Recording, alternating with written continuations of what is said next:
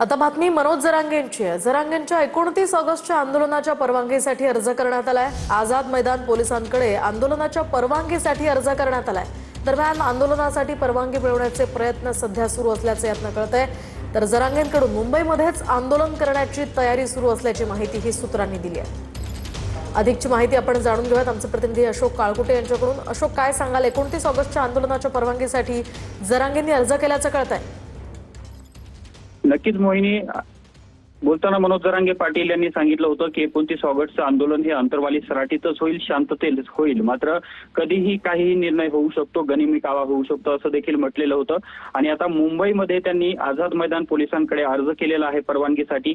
यामुळे आता 29 ऑगस्टचं आंदोलन हे मुंबईमध्ये होणार की अंतरवाली सराटीमध्ये हा प्रश्न निर्माण झालेला आहे। दुसऱ्या बाजूला त्यांचे सहकारी असलेल्या गंगाधर काळकुटे, पांडुरंग तारोक आणि ॲडव्होकेट आशिष गायकवाड यांच्याकडून मुंबईमध्ये हे परवानगीसाठीचे प्रयत्न सुरू असल्याचं पाहायला मिळतंय।